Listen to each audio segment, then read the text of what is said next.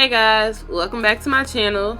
Today I'm doing a custom closure wig tutorial for y'all. So right now I'm just showing you I've resized the cap. It's all nice and flat, everything is smooth, so that way we have no lumps, no humps, no bumps, none of that. So let's get right into it. First you're going to take the closure and you want to stretch it out flat. Like you want to grab the ends like that, just how I'm doing. Stretch it out and pull it as, not like as tight as you can, you don't want to rip it, but you know, create some tension, and then take the pins and pin it in place. Literally, as soon as you create that tension, do not let it go. Once you get that first pin in place, you can just kind of like pull the other side flat across and then pin it back in place, and it'll be fine. Once you get everything settled down, like all the way, you can go back and readjust, and you'll see me do that later in the video.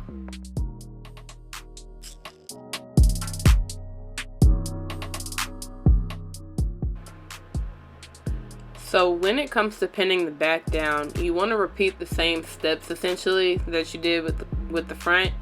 And everything really is gonna, like the flatness of the closure is really gonna stem from where you place the front of the closure. So really be specific and precise in that, because overall the beginning of your work is gonna be oh my god y'all, I cannot talk. The beginning of your work is basically gonna set the tone for the results. So like basically how I said earlier when I said you'll readjust. Once I got the back down and it was perfectly flat how I wanted it, I readjusted the front so that way everything was smooth. So like you'll see on this side, that side, everything is great. Everything is lovely. All we gotta do is stitch it down and we on in there. So before we get right into it, I'm just kind of showing y'all a couple different ways of how I used to stitch and why I don't stitch like that anymore. So this is how I originally used to tack my closures down, and it was cool, but what happens is the knot gets caught on top of the closure and it kind of creates a lump. So instead I basically do a back stitch to put the knot a little further behind the start of the closure so I can hide it once I get the thread figured out, because I'm struggling there. But once I get that figured out, I'm gonna take it. Ooh, Lord, child, come on. I'm gonna speed that up, y'all. But yeah, now look. So now I'm going in and I'm gonna create my first stitch or my first loop. So yeah, just keep watching. Alright, so before I forget, a few supplies, or just the main supplies you'll need to create any unit, are T-pins to hold your closures and your wig caps in place, a mesh or spandex cap. I personally prefer mesh, they just breathe better to me. A canvas head, obviously, to put the cap on to stretch it out so it'll fit your head. In order to get the right size canvas head, take a tape measure and measure the circumference of your head, and if whatever the number comes up, that's the size of your head. So mine is like is a 22, might be like a 22 and a half, but I think it's like 22. So I have a 22 size head, but I also have a 21 and a 23 for clients as well.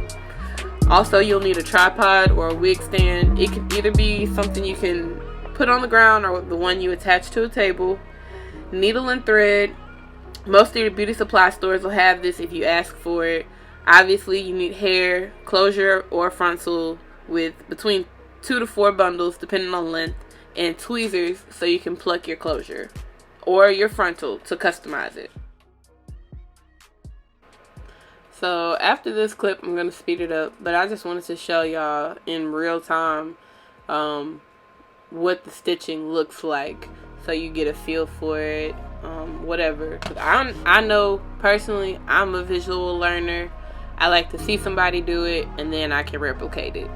But yeah, I'm gonna say visual audio learner. I like to see it and hear it and then do it.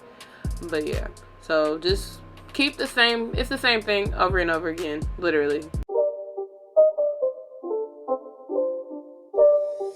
It's not a game, it's a rich thing.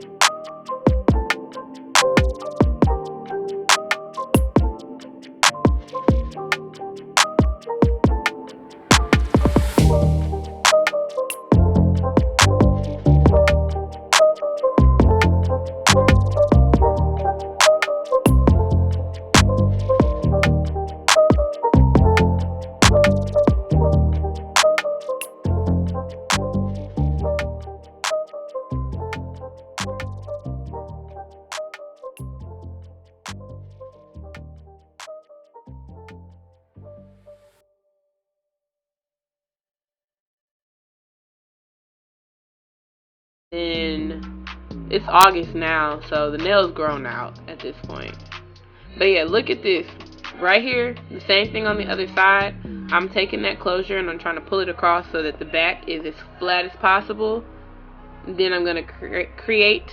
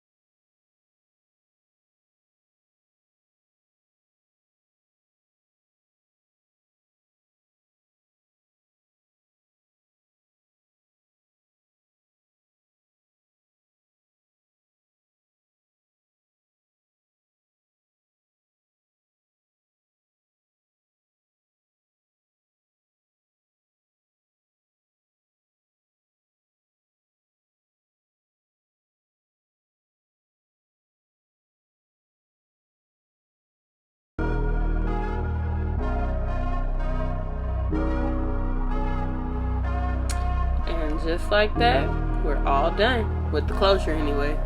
So as you can see, that bad boy is flat. Flat, honey. It's flat. It ain't going nowhere. Nowhere at all. Okay, come through. So this is hair my client brought me. Shout out to Gretchen. She has been back, I want to say 3 times at this point, like in the past like 2 months. This was the first wig she got for me. I hand tied it. The last 2 I've made for her have been on the sewing machine. But yeah, this hair from the Treasure Chest collection. Treasure Chest extensions. You can find it on Instagram. But yeah, let's get into stitching down these bundles, y'all. So I showed y'all earlier the needle going through the weft. Me personally, for my first stitch, I like to go through the weft just because it's more secure to me that way. It locks the weft in place from like coming off, especially when you're hand stitching a wig. But that's just me. That's my point of advice, my little tip, whatever. But here you'll see me, I'm taking the bundle, I'm stretching it across the back where I intend to stitch. Then I'm going to take a T-pin and I'm going to push it through the weft to keep it in place, because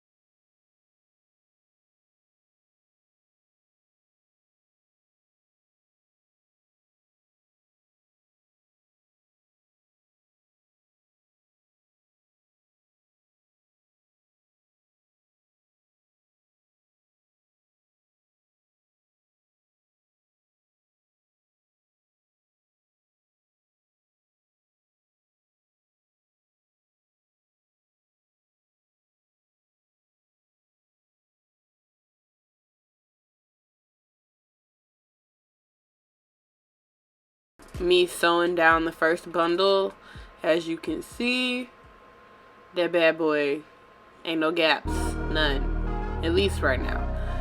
But there's the second bundle, and don't worry y'all, I am going to show y'all how I stitch an entire track or weft down, so stay tuned.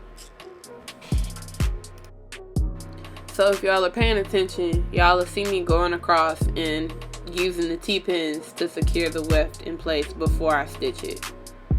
And again, with the new bundle, I am going through the weft to lock it in place before I go ahead and start locking it all the way down.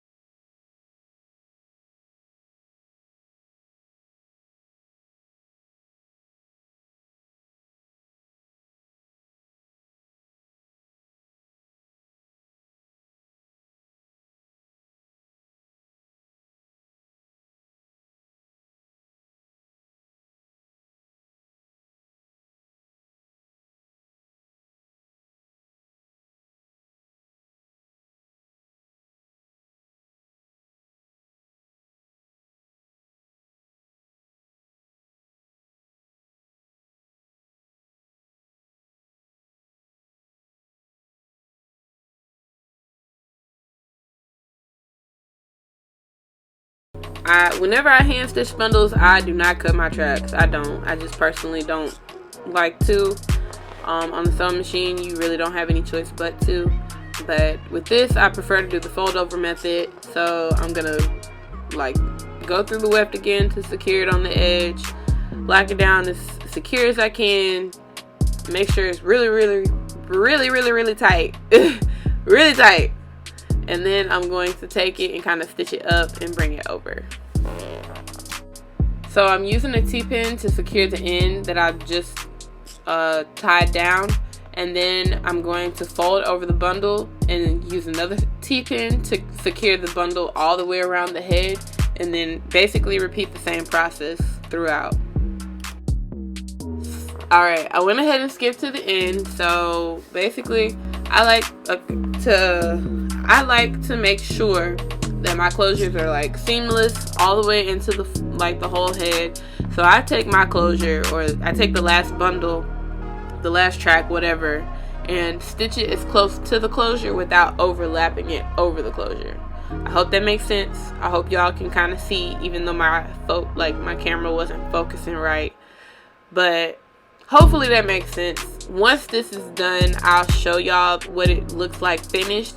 But basically, you just want to line that track up right against the closure and just stitch along the edge.